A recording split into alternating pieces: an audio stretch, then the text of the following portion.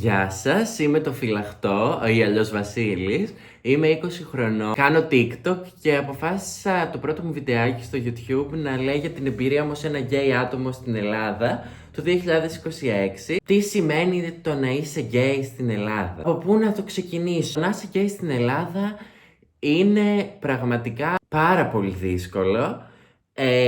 Αρκετά δυσάρεστο. Συνεπάγεται με διάφορα πράγματα που έρχονται μαζί με το γεγονός του να είσαι γκέι και θηλυπρεπή στην Ελλάδα. Εγώ κατάλαβα ότι είμαι γκέι προσωπικά στα 13 μου, στα 13 με 14 και θυμάμαι να επικρατεί ένα χάος μες στο μυαλό μου, δηλαδή να μην μπορώ να βγάλω άκρη γιατί δεν ήξερα και τι είναι ακριβώς και τι σημαίνει και τι είναι όλο αυτό το πράγμα τέλος πάντων που συμβαίνει μέσα μου και γιατί είμαι τόσο διαφορετικός από όλα τα υπόλοιπα αγόρια της ηλικίας μου. Θυμάμαι ούτως ή άλλως στο δημοτικό να καταλαβαίνω ότι κάτι είναι διαφορετικό με μένα γιατί δεν με έκαναν τόσο πολύ παρέα τα αγόρια της ηλικίας μου και έμενα με τα κορίτσια ή μόνος μου στα διαλύματα. Μετά όταν πήγα στο γυμνάσιο, στη Δευτέρα Γυμνασίου συγκεκριμένα, ψιλοκατάλαβα το τι γινόταν με μένα, αλλά δεν ήταν ακριβώς και δεν μπορούσα να το πω με σιγουριά.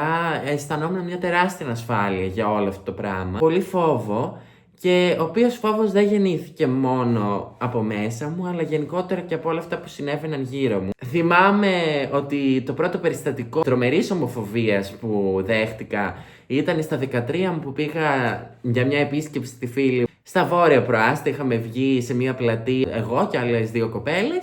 Και πηγαίναμε, περπατούσαμε στην πλατεία και ήταν διάφορες παρέες αγοριών, οι οποίοι με το που με είδαν αρχίσανε να φωνάζουν, να με βρίζουν με πάρα πολλούς άσχημους χαρακτηρισμούς, όπως η αδερφή, όπου μπιπ, καταλάβατε, και να με βρίζουν πολύ άσχημα και να με φωνάζουν και να με απειλούν ότι άμα δεν σηκωθώ να φύγω εκείνη τη στιγμή από την πλατεία και να φύγω θα αρχίσουν να με κυνηγάνε, και όντως άρχισαν να με κυνηγάνε, εμένα και τις φίλες μου, με αποτέλεσμα εμένα με τις φίλες μου να τρέχουμε για να πάμε κάπου με πιο πολύ κόσμο, πολλά άτομα με πιο μεγάλη ηλικία ώστε να μπορούν να μας προστατεύσουν. Εγώ θυμάμαι είχα τρομάξει πάρα πολύ, αλλά πραγματικά δεν περίμενα να συνεχιστεί όλο αυτό, αυτά τα 7 χρόνια που έχουν περάσει από τα 13 μέχρι τα 20 μου, αυτό το πράγμα να συνεχίζεται και να συνεχίζεται και να συνεχίζεται. Στο σχολείο, στο γυμνάσιο και στο λύκειο υπήρχε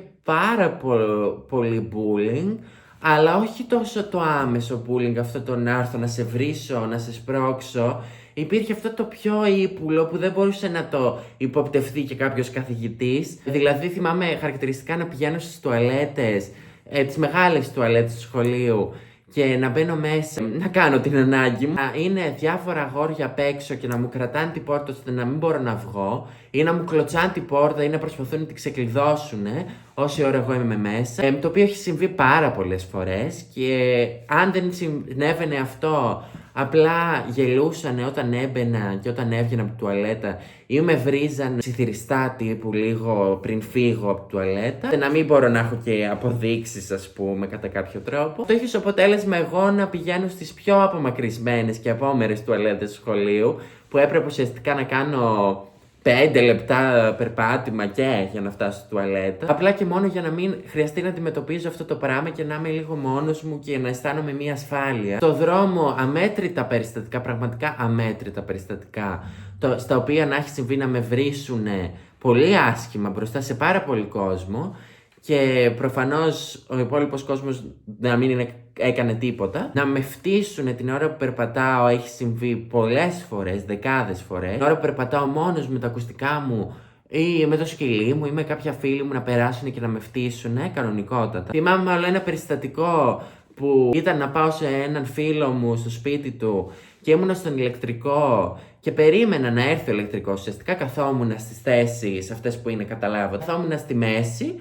Και θυμάμαι μια παρέα αγοριών η οποία άρχισε να έρχεται, ας πούμε, προς το μέρος μου. Ψιθυρίζουν ένας τον άλλον ότι δες τον αυτόν, δες τον την αδερφή του αυτή.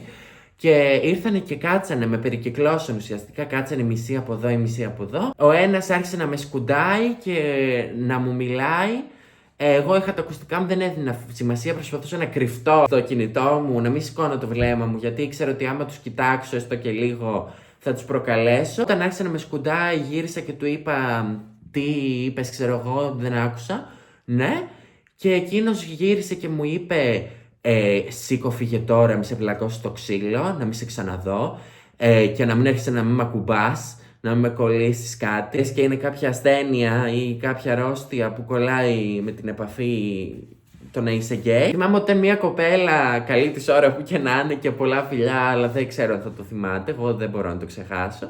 Γιατί πάει και καιρός κιόλας, και αυτό δεν ξέρω αν το θυμάται. Η οποία ήρθε και μου είπε: έλα μαζί μου να πάμε λίγο πιο μπροστά, ας πούμε στα μπροστά βαγόνια, για να μην είσαι μαζί τους. Γιατί πραγματικά πίστευα θα μου κάνουν κακό άμα συνέχιζα να είμαι εκεί μόνος μου. Πήγαμε προς τα μπροστά, αλλά αυτοί να μην σταματάνε και να συνεχίζουν να με βρίζουν και να λένε: βρήκες υποστήριξη.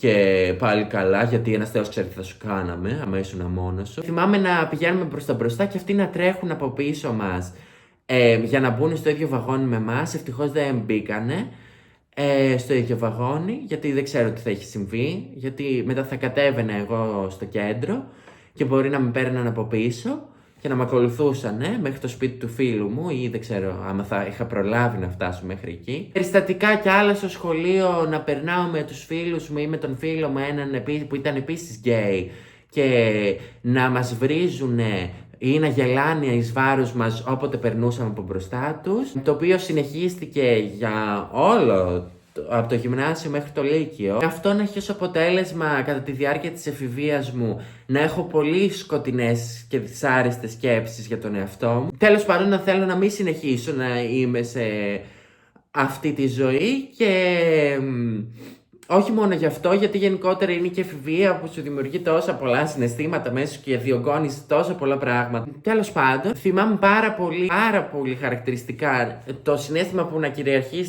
κατά τη διάρκεια της εφηβείας μου να είναι η ανασφάλεια, ο φόβος και η μοναξιά. Γιατί κλεινόμουν όλο και πιο πολύ στον εαυτό μου όταν γινόντουσαν όλα αυτά, χωρίς να το καταλαβαίνω. Δηλαδή, δεν ήταν ότι έλεγα ότι επειδή συμβαίνει αυτό και αντιμετωπίζω όλα αυτά έξω στο δρόμο, ότι γι' αυτό κλείνομαι στον εαυτό μου ή γι' αυτό στεναχωριέμαι. Αλλά ήταν και αυτός ένας παράγοντας σε όλο το κομμάτι αυτό. Κοινώς πέρασα από ένα στάδιο μεγάλης κατάθλιψης, η οποία κράτησε για 2 χρόνια. Το να είσαι γκέι σημαίνει να σε βρίζουνε, αν όχι σε καθημερινή βάση, τουλάχιστον μέρα παραμέρα στο δρόμο, ειδικά αν έχεις αυτή τη θηλυπρέπεια και φαίνεται ρε παιδί μου ότι είσαι γκέι. Είναι πάρα πολύ δυσάρεστο να μην ξέρεις τι έχεις κάνει εσύ κακό και που έχεις φταίξει εσύ. Δεν προσπαθήσω ποτέ να προκαλέσω κάποιον. Πέρασα πάρα πολύ καιρό να αναρωτιέμαι γιατί ότι εγώ υπάρχω πρέπει να αποτελεί τεράστιο κίνδυνο για σένα ή να σου θίγει ας πούμε το δικό σου ανδρισμό ή τη δική σου υπόσταση, το δικό σου χαρακτήρα να σε επηρεάζει στη δικιά σου ζωή, το τι κάνω εγώ. Δεν το κατάλαβα ποτέ ότι γιατί γινόταν τόσο μεγάλο θέμα το γεγονός ότι είμαι γκέι, δεν μπορούσα να το αντιληφθώ. Ακόμα κατά κάποιο τρόπο δεν μπορώ, αλλά στέκομαι περισσότερο στα πόδια μου από ό,τι στεκόμουν πριν 2, 3, 5, 7 χρόνια. Να περνάνε με αμάξια, με μηχανάκια, να κορνάρουνε, να με φτύνουνε μέσα από τα παράθυρα, να με βρίζουνε καθώς περνάνε. Και είναι πάρα πολύ δυσάρεστο, όχι μόνο για αυτό, για το γεγονός το τι λένε, αλλά το ότι βρίσκομαι σε ένα δημόσιο χώρο και ότι είναι τόσος κόσμος γύρω μου και ότι υπάρχουν άνθρωποι που με ξεφτιλίζουν μπροστά σε τόσο κόσμο, χωρίς εγώ να κάνω τίποτα. Και αυτό μου δημιουργούσε τόσο μεγάλη ντροπή. Και λέω μου δημιουργούσε γιατί τώρα δεν το αντιμετωπίζω έτσι και δεν το παίρνω τόσο βαριά μέσα μου. Ίσως επειδή ένα κομμάτι του εαυτού μου το έχει συνηθίσει αυτό να συμβαίνει, όσο δυσάρεστο και να ακούγεται. Πίστευα ότι θα φτιάξει με το καιρό και ότι βελτιώνεται ο κόσμος, αλλά δεν νομίζω ότι γίνονται αρκετά βήματα ή αρκετά γρήγορα ώστε να το αντιλαμβάνομαι την αλλαγή. Και αυτό που με δυσαρεστεί και με στεναχωρεί πάρα πολύ είναι ότι είναι πολλά μικρά παιδιά εκεί έξω, τα οποία είναι αυτά που ασκούνε bullying. Υπάρχει μεγάλη βία και στα σχολεία και παντού. Μεγάλη τάση, δεν ξέρω, για να χλεβάσεις τον άλλον, να το κοροϊδέψεις, να γελάσεις πίσω από την πλάτη του. Και ότι πάντα να σχολιάζεις τον άλλον και να μην κοιτάς ποτέ τα δικά σου, τα προβλήματα, τη δική σου τη ζωή τέλος πάντων. Ποτέ δεν κατάλαβα τι κερδίζουν μέσα από αυτό ο κόσμος που το κάνει, ο κόσμος που ασκεί bullying σε κάποιον. Ποτέ δεν κατάλαβα τι κερδίζει μέσα από αυτό. Ποτέ δεν μπόρεσα να μπω στα δικά τους τα παπούτσια, αλλά και ποτέ δεν τους μίσησα, τους ομοφοβικούς. Δηλαδή δεν μισώ τους ομοφοβικούς, δεν μισώ κανέναν, πραγματικά δεν κρατάω κανένα τέτοιο συναίσθημα μέσα μου. Ίσα ίσα που πραγματικά προσπαθώ να κατανοήσω όλες τις πλευρές και τις μεριές για να μην τρελαθώ εγώ στην τελική. Και πάντα αισθάνομαι μία λύπη για αυτούς. Δεν αισθάνομαι δηλαδή μίσος ή θυμό ή οργή, και γι' αυτό μιλάω έτσι τώρα.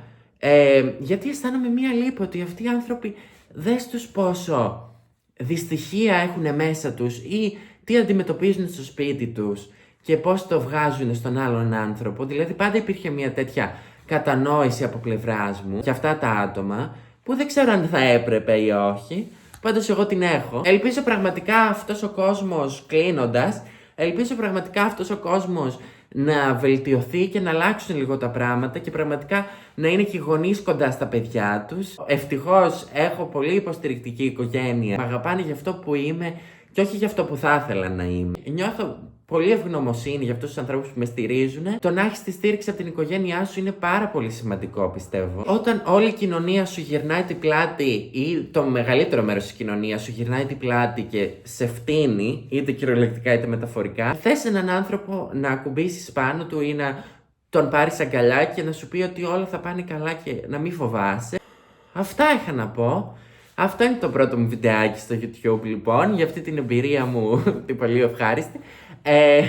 Για αυτή την εμπειρία μου και αυτά τα βιώματα που έχω εγώ. Εμένα η εμπειρία μου είναι αυτή. Ελπίζω πραγματικά τα πράγματα να καλυτερέψουν και να πάμε λίγο πιο μπροστά και να είμαστε λίγο πιο κατανοητικοί με όλους τους ανθρώπους, γιατί δεν ξέρουμε πραγματικά ποτέ τι συμβαίνει στη ζωή τους και το τι αυτοί περνάνε. Το μήνυμά μου σε όλους τους ομοφοβικούς εκεί έξω είναι ότι πραγματικά λυπάμαι που η ζωή σας είναι τόσο κενή που πρέπει να τη γεμίσετε με μίσος και με απέχθεια για άλλους ανθρώπους, και μακάρι να έρθει μια στιγμή που να καταλάβετε ότι το να φέρεσαι πολιτισμένα σε όλους τους υπόλοιπους ανθρώπους που απλά έτυχε να είναι διαφορετικοί από σένα, γιατί το να είσαι γκέι δεν είναι επιλογή, γιατί αν ήταν επιλογή, δεν θα το είχα επιλέξει ποτέ στη ζωή μου να είμαι γκέι και θηλυπρεπής στην Ελλάδα, και συγγνώμη που το λέω και πώς ακούγεται, αλλά αυτή είναι η αλήθεια μου. Δεν θα ήθελα να έχω επιλέξει να με βρίζουν και να με φτύνουν και